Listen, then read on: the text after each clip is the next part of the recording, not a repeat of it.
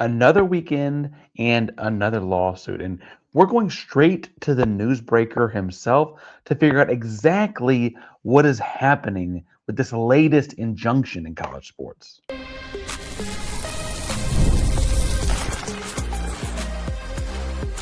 You are Locked On Coogs, your daily podcast on the Houston Cougars, part of the Locked On Podcast Network, your team every day.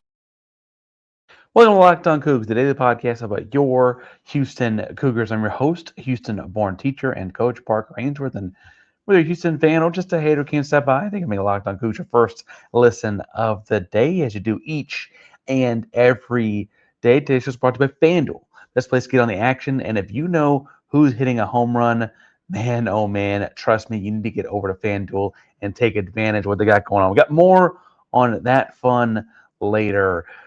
But this new ruling out of Colorado that is changing college sports once again feels seismic. And so we went straight to the source, friend of the show, Sam Ehrlich, to talk to him about exactly what the news he broke about this Colorado thing was and what came out of that injunction, what could be coming next, and more fallout. Spoiler, Houston-specific stories will be in a bonus piece of content coming to you very shortly. But Sam will break down how this whole big college thing is happening right now in a way that I think you got to kind of have a grasp of before you get into, okay, how's it hit us? We talk a little bit about how it could hit Houston in the Big 12 specifically, but this is a big seismic college story, and Sam helps us break it on down. So without further ado, bring it on in, Sam.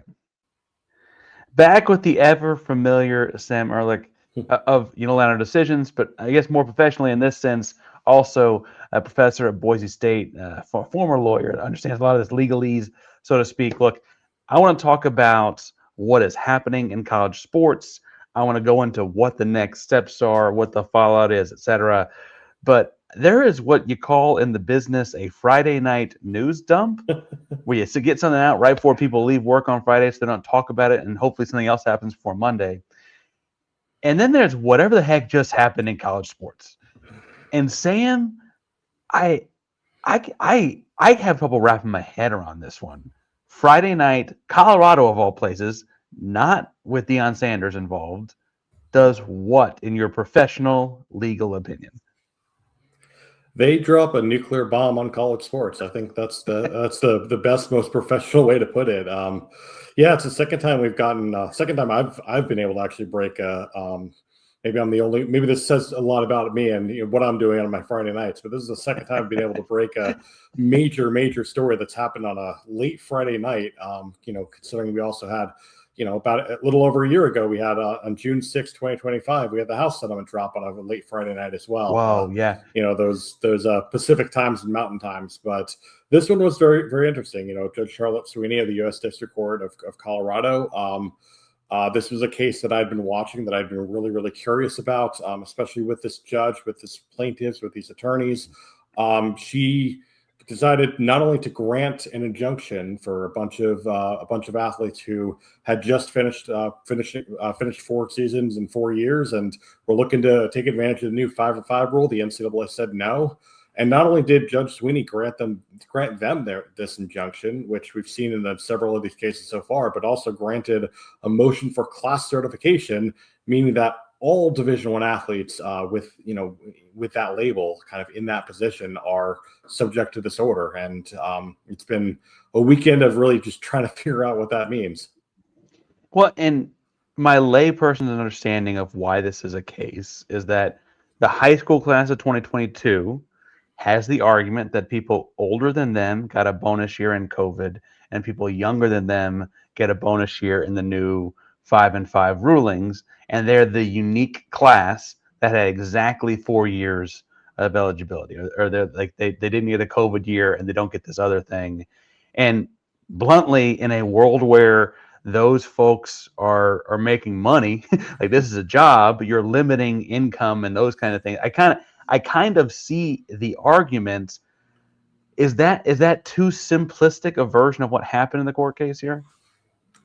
I mean, it is, but it also isn't at the same time. Because yes, we can get into the antitrust weeds and all that, but we don't really need to do that because I think that's just maybe that's for a different podcast. Maybe we can do that on unilateral decisions or something, which like that. might be unilateral decisions. Yeah, yeah, we do talk about antitrust law in that podcast a lot. So if you really want to get deeper, I don't know why you would, but yeah, I'm really selling myself there. But you're absolutely right. The economic aspect, the fact that these players can make money now, it changes everything, because I think a lot of people are looking at these situations and it's like, why is this different than it was before 2021? And 2021, of course, is the magic date. Not only June 21st, 2021, when the Supreme Court issued the Alston decision that really just radically tore down all the NCAA's legal defenses, but also 10 days later, you had, of course, the birth of NIL and the start of NIL. And now that we have players making money, antitrust is, in combination of that Alston decision, antitrust is very much on the table. And if you look at a lot of these NCAA rules, they are effectively price fixing, or not even if they're not price fixing, they're restraining these players' abilities to compete in this increasingly lucrative labor market. And when you look at it from that perspective, which I know for a lot of fans is what they don't want to hear about college sports, but this is the way the courts are looking at this, looking at college sports now, and honestly, deservedly so. Well, and we've had, Houston basketball is not immune. We've had guys in a 7th year of eligibility because of a medical and a red shirt and a whatever. And this unique group is the folks that only got 4 years, so they did it the old-fashioned way, kind of getting squeezed out on all of that. I gotta say, though, it's interesting. We talked back when the initial 5-and-5 thing was kind of rolling out and all that, and it felt like this was an inevitability. It felt like at that point that this would be the same way Trinidad Chambliss got an injunction, the same way Brendan Swordsman got an injunction. This is going to be one injunction. The floodgates would open. These guys would all get to play. Look, I teach middle school history. I don't think I'm that smart. If I saw this coming, why didn't someone at a position of power kind of help cut this off earlier or open this up earlier? Yeah, it's a good question. I really do wonder that myself, because the timeline of how we got these new eligibility rules and how it's affecting this group of recent, quote unquote graduates, the recent, the class of 2022s, it's really kind of interesting because, for a while the NCAA was saying, we're going to wait and we're not going to be able to pass the eligibility rule. We're definitely considering it, but we're not going to be able to pass it, in time to affect 2026, 27. But then, Governor, former Governor Charlie Baker, now the president of the NCAA, all of a sudden just reverses course and says, we're going to push this through emergency legislation. We're going to make this happen. When it passed in May and June, or when it was really starting to be considered and really passed in May and June, not exactly the most ample, fertile time for NCAA legislation. So it was really kind of this very awkward, very kind of interesting timing. And I think that led to kind of this dispute, because the NCAA said, no, it's, we don't want to harm our team. We don't want to harm our schools. We don't want to make it so that, these recent high school graduates who are now on these rosters are going to be affected by this or going to be hurt by this. We're going to stick to our roster limits. We're going to stick to everything. And, we're sorry. We have to make the line somewhere. And, these 2022 grads are the line. But I feel like they had to have seen this coming. They have to have seen this coming, where they are losing injunction out of injunction. And mind you, this is not like we saw with all the other eligibility rule cases. The NCAA won more than they lost. They really did. But with this one, they've lost every single one of them. And this Colorado one is just the latest in this now increasingly long line. And it's interesting. You mentioned they had to draw the line somewhere. And I don't mean to push back on this too much. I actually asked this more as a question. To me, it actually would have made a lot more sense to have cut the line off at 2021, because the majority of those dudes were done playing anyway. Yeah. These kids, for a baseball player, they were playing in June recently if they were good, if their team was good, right? And so in some ways, they kind of opened this to me by drawing the line in the sand where they did. Do you think this would have been the case if it had been 2021, if they'd drawn the line somewhere else? But first, today's show's brought to us mentioned by everybody's over at FanDuel. Because, look, baseball fan, Astros fan, hopefully an Astros fan, you might think you know who's hitting a home run today. FanDuel is giving you the chance to call your shot with a daily dinger. It's easy to play. Just make a free pick on who you think is going to hit a home run in their game that day. And if you're right, you get a free profit boost to use on your next bet for a chance at extra winnings. Best of all, you can make a free pick every single day the rest of the season. Daily Dingers is a fun way to stay engaged with every day's games. Whether you're following a favorite team or keeping an eye on matchups across the league, every game has someone capable of going deep, and now you get a chance to make your prediction before the first pitch. Go to FanDuel.com, check it out. Check out which matchup you like the best. You should probably pick Yordan Alvarez every single day. Just telling you what I'm doing. And make sure you put in a little bit on him and get that big boost back once they hit one over the wall. It's a great way to stay in the action, stay involved in baseball every single day. And it's super low stakes. It's the best of both worlds. What are you waiting for? Get ready to play your game today. Join the action at FanDuel.com. That's FanDuel.com to play Daily Dingers and make your free pick on who's hitting a homer. Play ball and swing for the fences at FanDuel, the sports betting partner of the MLB. Do you think this would have been the case if it had been 2021, if they'd drawn a line somewhere else? No, I totally agree with you. And I think there's a lot of people on Twitter and all the social media that are being very kind of cynical about this and saying, oh, well, if they'd included the 2022s, you probably would have seen the 2021s file lawsuits too. And honestly, that's probably not wrong, but I think it would have been a much weaker case just because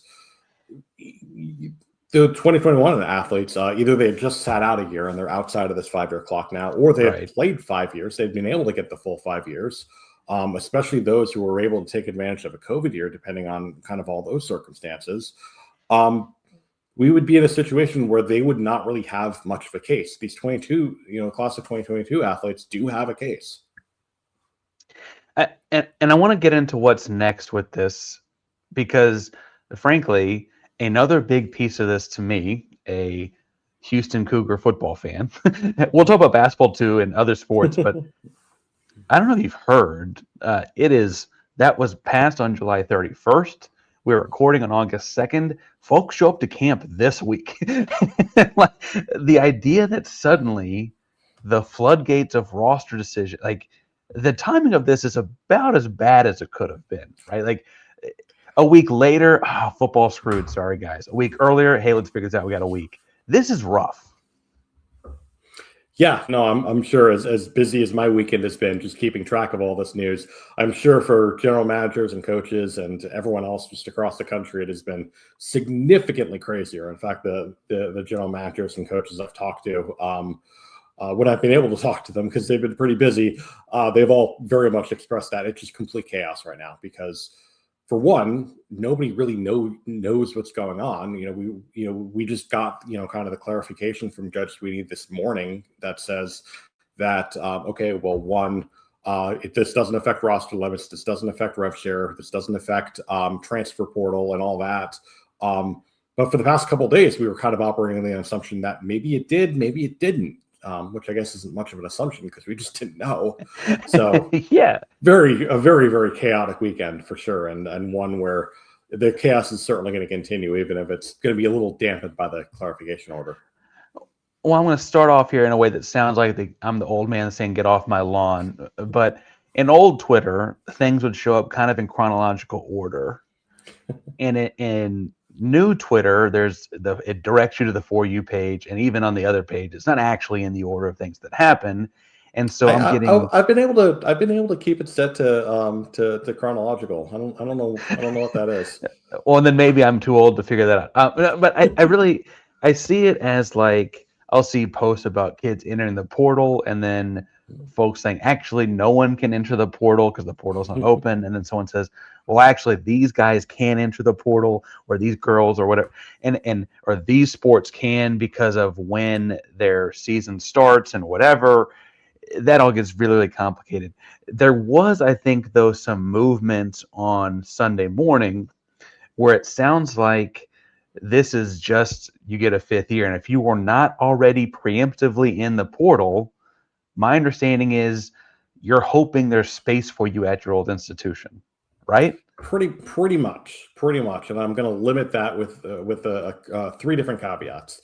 But yes, the clarification order that we got, as you said, recording this on Sunday, August 2nd. The clarification that we got this morning was that it does not affect the transfer portal, it does not affect roster caps, it does not affect anything that would really allow these athletes to move to different schools, unless one, like you said, they had already entered in the portal. There were a lot of athletes who, did enter the portal, even if they didn't have eligibility left. The NCAA transfer portal rules allow them to do so. They're looking very smart right now because they're able to take advantage of that. Two, there have been a couple of other cases, one that was in Ohio, one that was in Tennessee, that also did it, enjoin the transfer portal as part of that. So different cases, different injunctions that did, in fact, enjoin the transfer portal rules as well. So I know, for example, starting tomorrow, there's going to be a transfer portal opening for, ordered by the court in Tennessee for those players specifically. So if they're part of that particular plaintiff class, then they're able to enter the portal. And the third caveat is, I don't think we're done with the lawsuits. And I'm sure, none of your listeners are going to be particularly happy to hear that. Parker, I'm sure you're not happy to hear that yourself, but it would not shock me to see another lawsuit this week. Because honestly, like this ghost transfer rule that the NCAA just adopted, trying to stop people from transferring, outside of this, transfer portal window. I've been wondering whether that's actually legally sustainable for a while. And I'm sure I'm not the only one. And I'm sure those who have not turned in their bar cards like I have are wondering that as well. Yeah, you said I might not want that. My listeners might not want that. You know who definitely wants that? Is this thing I keep saying called billable hours. Yes. But they are very much in favor of that. Now, so presently, again, recording in the evening of August 2nd, things could have changed before this goes out on the morning of August 3rd, right? This goes very fast. That it seems like folks that got good advice about entering the transfer portal at least have options. Mm-hmm. If you are a, let's say, wide receiver at a university that suddenly has a fifth year because you were a high school 2022 kid that played for 4, and you are not in the transfer portal, you're stuck going back to your school and they have met their roster limit, or certainly, it'd be much less strict about like your position group at that school or whatever, I guess. Right.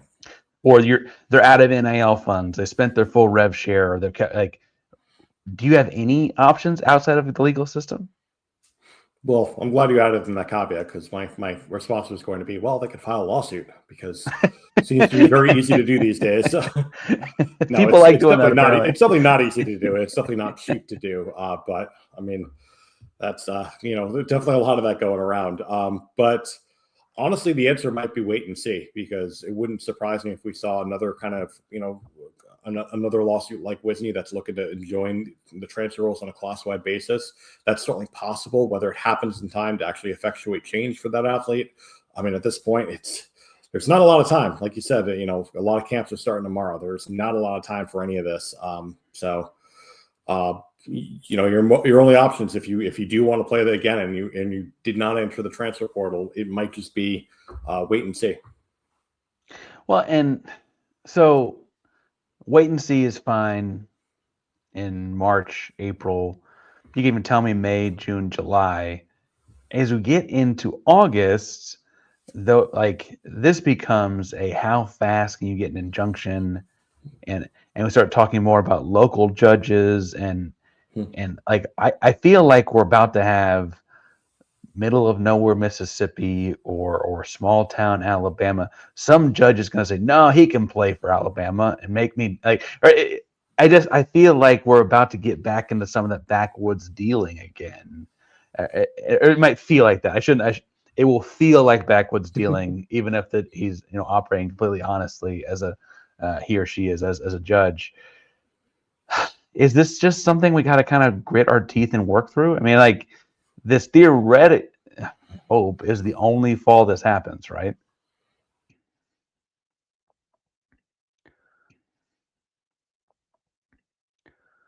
This theoretic hope is the only fall this happens, right? Yeah, I always kind of push back on the idea that we have these backroom dealings and these judges who are just looking out for home state U.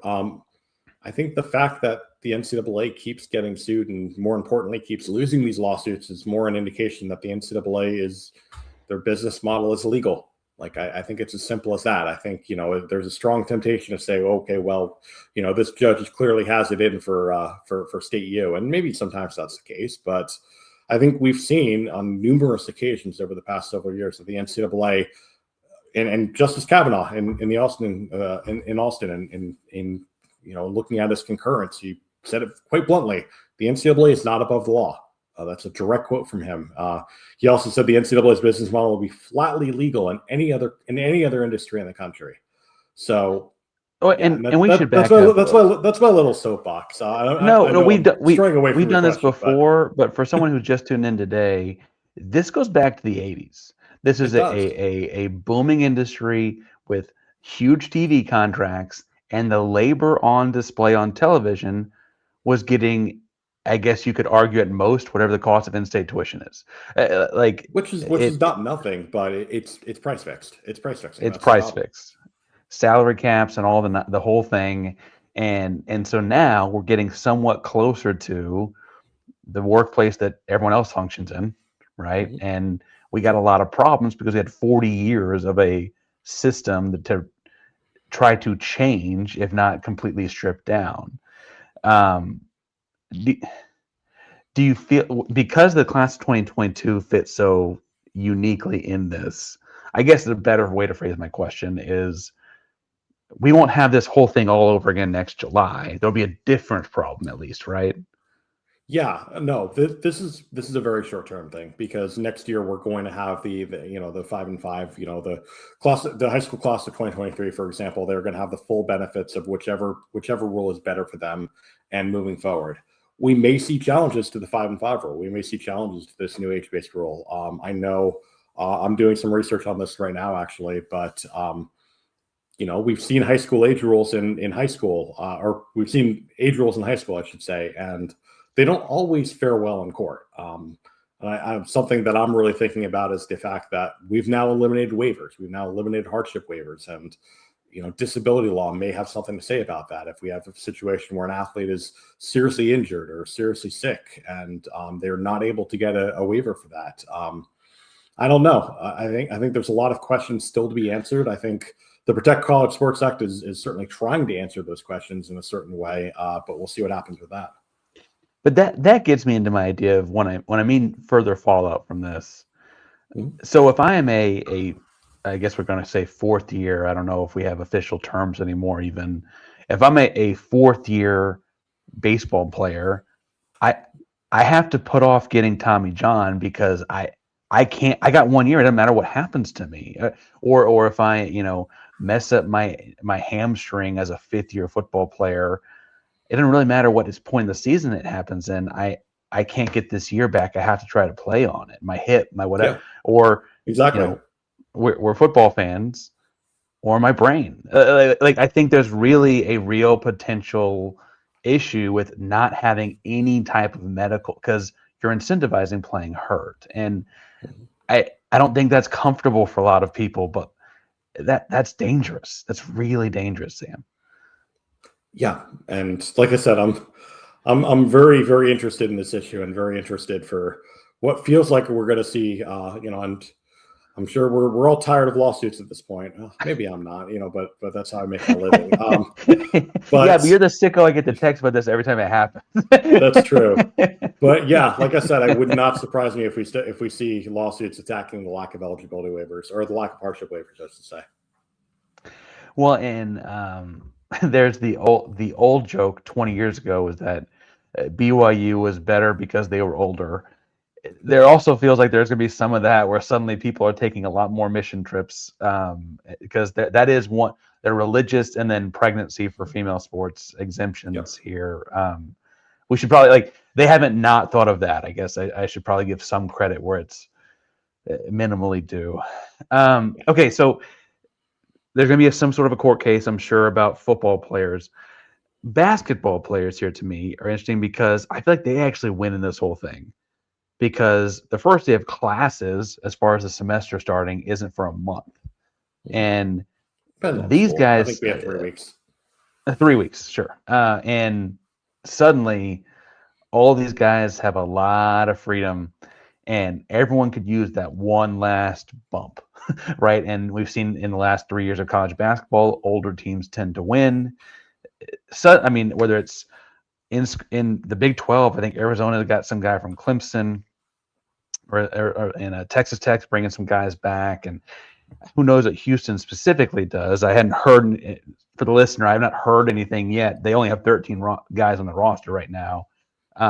This is a different kind of floodgate in a winter sport, right? I think so. Especially since, I mean, there's just more time. There's more time to deal with this. There's more time to figure this out. There's less of a possibility that rosters are, set without any kind of changes that could be made. And there's also more time to potentially get another injunction about transfer portal rules, or even potentially roster limits. So that gets really complicated with the House settlement.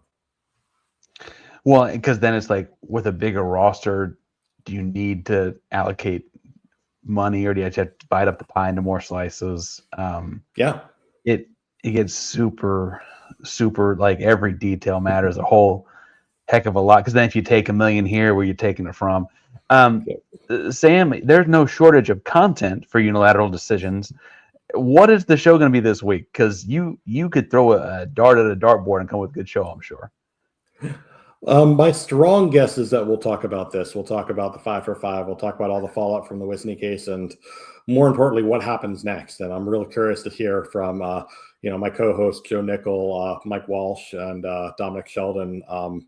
Just really hearing from them, because I'm just a lawyer. I never was able to be in a front office in an athletic department.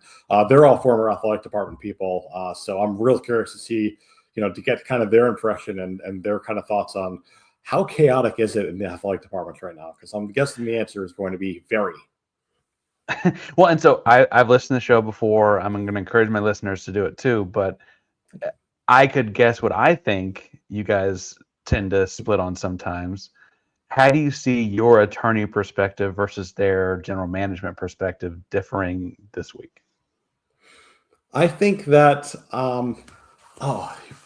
if I had to guess, I would say that I'm going to be a lot more, hey, they should be able to transfer, they should be able to do all these different things than Mike, Dom, and Joe are. But I mean, we will see. I'm real curious to hear what their thoughts are. Because there is some level of, like, to their credit, from a practical perspective, this is really hard to do. Hey, we got a school year starting, we have season starting, and there's like what's right and what's reasonable, and unfortunately those don't always line up. Because like what's right is like they should just be able to find a new place to go, right? And they should. This is their employment, their lives, their one chance to play college football, and it's really, really challenging. Anyway, that's Boise State, Sam Ehrlich, unilateral decisions. Again, you said, I should point out, you get credit for breaking this here. You broke the story on Friday. Did I see on Twitter correctly? I mean, again, I mentioned I don't work Twitter. It also had happy belated birthday is that Friday as well?